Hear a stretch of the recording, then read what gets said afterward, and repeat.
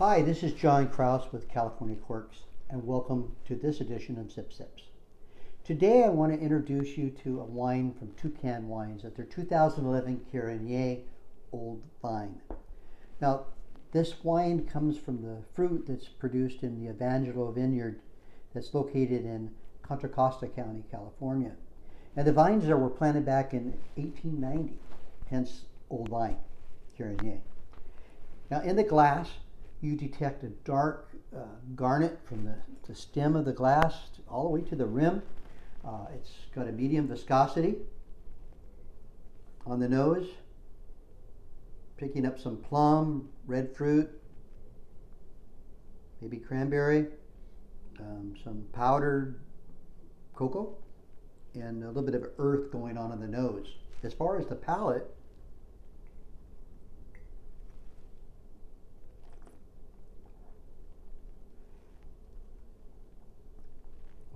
you detect much of what's going on in the nose in the bouquet, but a little bit of spice going on. There's some subtle complexities, picking up more of the cranberry, dried cranberry. A very pleasant oak integration too, not heavily oaked at all, just a nice little touch of toastiness going on. A medium finish, it's well balanced, it's nicely layered. There's some complex flavors going on, actually layers of experiencing on the palate. And you might be pleasantly surprised when you try this wine because it comes in at 15.8% alcohol by volume. And it doesn't taste like it has nearly that much alcohol. It's not hot on the palate at all.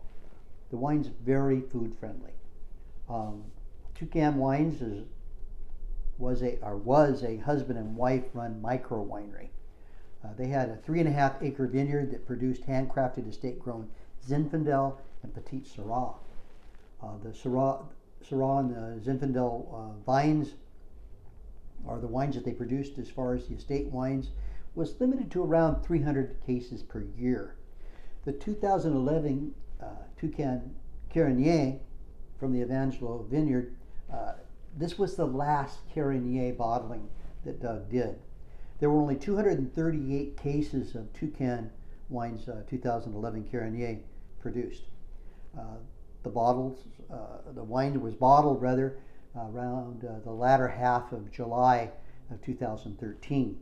Now, Toucan Wines is located in the beautiful central coast of California, deep in the foothills of Arroyo Grande Valley, the AVA there. Some nice, delightful wines from the wineries in that area as well.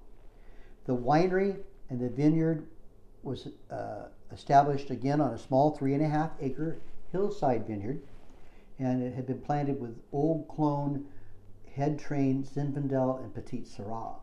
The vines are known for low yield, loose clusters, nice balanced fruit, and the unique microclimate of the area helped produce an elegant yet forward Zinfandel and Petite Sirah with rich varietal flavors and nice balance of acidity with the wines as well, making Toucan Wines a perfect selection for fine food. Now, Doug's goal was to produce all of his wines without a lot of adjustments being made. Each was carefully aged in its own oak barrel, finest oak he could get a hold of, and then bottled unfined and unfiltered. In 2013 was the year that Toucan Wines produced their final wine, and that was their Cuvée, which I'll be featuring in a future Sip Sip. In 2017, Doug and Terry they took out all the vines in the Toucan Vineyard and began to restore the land back to its natural state. As a result, Toucan's artisanal wines will never be produced again. Now, I've kept in touch with Doug over the years. I've enjoyed his wines, and the two of us have still never met face to face. It makes for kind of a sad story, doesn't it?